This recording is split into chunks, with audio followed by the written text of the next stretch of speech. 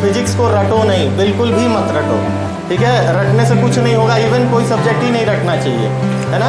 तो फिजिक्स में क्या है, कॉन्सेप्ट बिल्ड सब्जेक्ट है ये। इसमें जितना अगर एक कॉन्सेप्ट बना लोगे तो समझो 2 पेज लिख के चले आओगे, और 2 पेज रट के जाओगे तो एक लाइन भी अगर मिस हो जाती है तो पूरा भूल जाएगा तुम्हें। समझ में आ रही है बात। तो कॉन्सेप्ट ज़्यादा ध्यान दो, और उससे भी बड़ी चीज़ कि न्यूमेरिकल्स पे थोड़ा ध्यान देना चाहिए, है ना।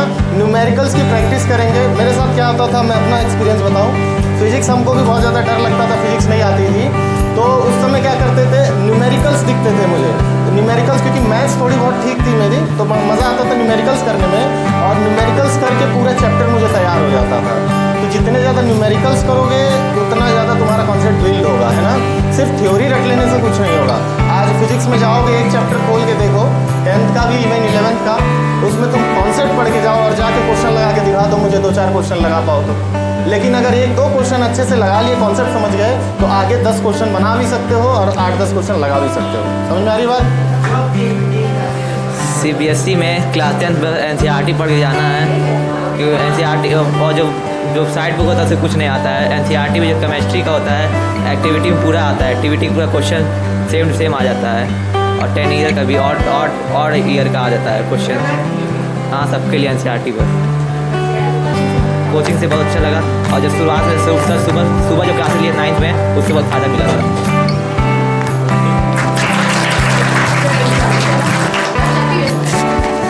चलो, तो जैसा सनत ने बताया, सुनो भाई ध्यान से, जैसा कि सनत ने बताया कि NCERT पढ़ेंगे, ठीक है, और जैसे SST वगैरह साइंस और मैथ्स इतना लोड पड़ जाता है, फिजिक्स केमिस्ट्री बायो और मैथ्स, और सब्जेक्ट छूटते हुए दिखाई देते हैं, ठीक है। लेकिन अगर थोड़ी बहुत मेहनत करें और जो भी स्कूल में पढ़ाया जा रहा है बस उसको ईमानदारी से पढ़ लें, घर पे आके बस एक बार रिवीजन कर लें तो उतना काम हो जाता है एग्जाम भर का, ठीक है ना। लेकिन साइंस मैथ्स में क्या होता है कि इसे बार बार प्रैक्टिस करके हमें दिमाग में डालना पड़ता है ना। जो आप एक फॉर्मूला पढ़ रहे हो अपनी बुक में लिखा हुआ, उसके पीछे सैकड़ों साइंटिस्ट की देन है, तो सैकड़ों साइंटिस्ट लगे हुए हैं, वो एक फॉर्मूला हम लोग पढ़ रहे हैं, तो उसका कॉन्सेप्ट समझने में भी तो टाइम लगेगा, इसीलिए बार बार प्रैक्टिस करना पड़ता है। चाहे मैथ्स में भी पढ़ रहे हो, है ना, तो प्रैक्टिस की इसीलिए बार बार ज़रूरत पड़ती है सबको, ठीक है। तो और दूसरी बात बताई कि जो 9th में बेसिक क्लास चली थी, 9th और 10th में बेसिक क्लास जो लेते हैं, ठीक है, उसमें वही सारी चीज़ें बताई जाती हैं कि जो एकदम बेस पे हो, और जिससे कि अगर बेसिक समझ में आ जाता है तो कॉन्सेप्ट पूरा क्लियर हो जाएगा, चैप्टर तक अपने आप से पढ़ सकते हो, ठीक है। तो सबसे ज़्यादा ध्यान देना है कि बेसिक ना कमज़ोर हो, और इवन 9th और 10th ही सबसे ज़्यादा बेस है, और उसके बाद सबसे ज़्यादा तगड़ा बेस है तो 11th है, ठीक है। वैसे अगर 10th तक अच्छे से अगर फिजिक्स और केमिस्ट्री कर लिया है, 11th में बहुत ज़्यादा प्रॉब्लम नहीं आएगी, ठीक है। मैं बताना चाहता हूँ आप लोग को कि मैथ के लिए आपको कोई दिक्कत नहीं है, आप रोज़ प्रैक्टिस करिए, क्वेश्चन कम से कम 30-40 क्वेश्चन का आप रोज़ प्रैक्टिस करिए। और मेन बात, मेरे सक्सेस का कारण मेरे सर ही है साइंस और मैथ के लिए, क्योंकि मैंने मैथ ही नहीं से पढ़ा है, साइंस नहीं से पढ़ा और मैथ में मेरा 96 नंबर आया है, जो सर के कारण आया है।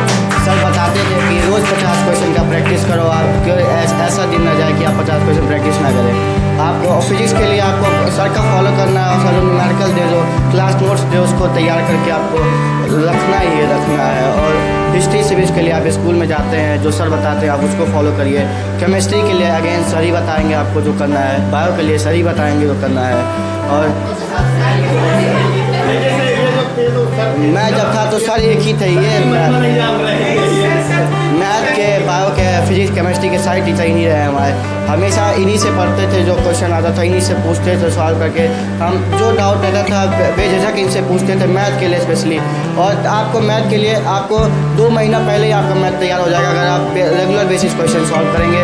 और उसके बाद 2 महीने आपको 10 ईयर सॉल्व करना, और सेलिना की बुक उठा के आपको जो चैप्टर लगे कि आपको ML अग्रवाल में टफ लगा है, आप उस चैप्टर से आप क्वेश्चन सॉल्व कर सकते हैं। हाँ।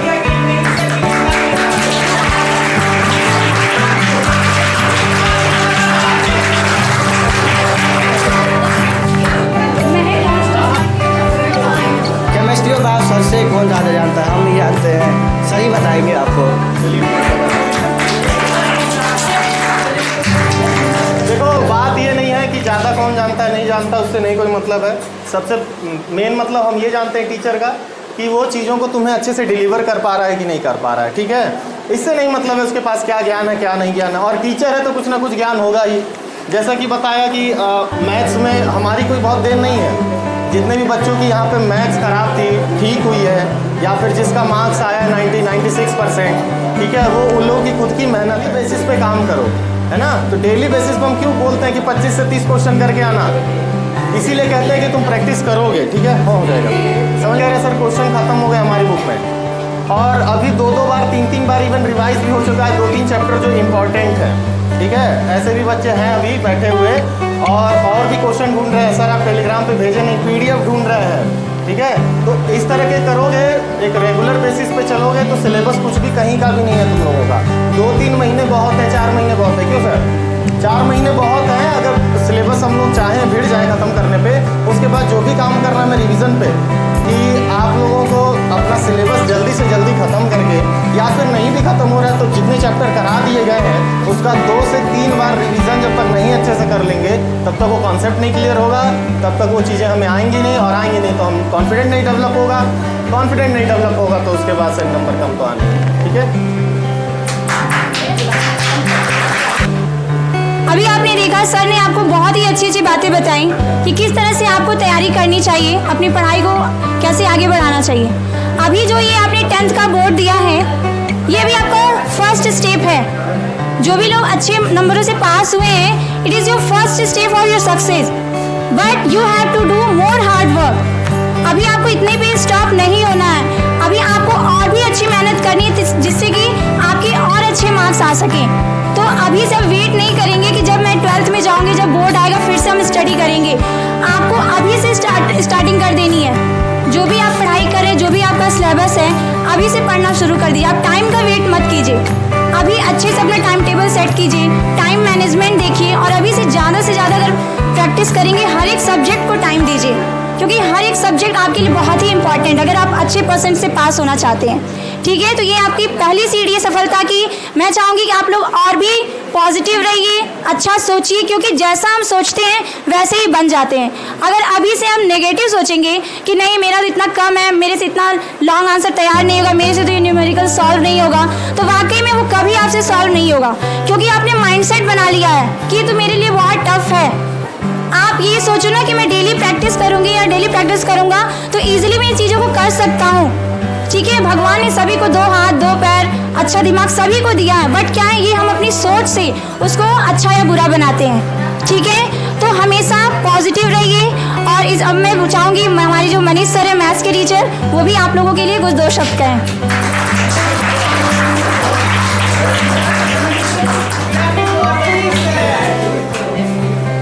Very good evening to all of you.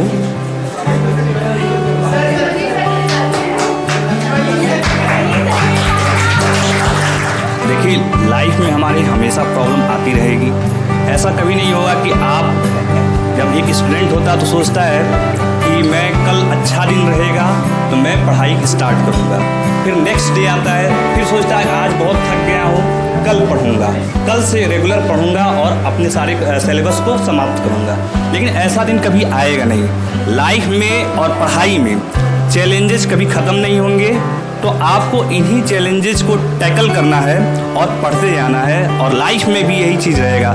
ऐसा कभी नहीं होगा कि आपका लाइफ हमेशा एक सेटल होगा तो आप किसी प्लान को अपने एग्जीक्यूट कर पाओगे। आपको उसी लाइफ में, उसी प्रॉब्लम में अपने प्लान को एग्जीक्यूट भी करना है और अपने पढ़ाई को भी साथ में लेकर के चलना है। तो इसलिए मैं यही कहूँगा कि पढ़ाई में शॉर्टकट कभी मत फॉलो कीजिएगा। हमेशा 12th तक आप बेसिक कॉन्सेप्ट को लेकर के चलेंगे, तभी आप लाइफ में आगे सफल होंगे। अभी आप शॉर्टकट के चक्कर में पड़ जाएंगे तो बेसिक्स आपको मिलेंगे नहीं। शॉर्टकट से तो आप एग्ज़ाम क्रैक कर लेंगे, लेकिन आगे चल के कहीं जब जॉब में जाएंगे तो वहाँ आपको प्रॉब्लम आने लगेगी, क्योंकि आपको बेसिक्स पता ही नहीं है। तो आप कोई भी प्रॉब्लम आएगा जॉब्स में, आप उसको टैकल नहीं कर पाएंगे। तो इसलिए मेरा तो बस यही एक मूल मंत्र है आपको कि always follow basics, then after you will success. Thank you.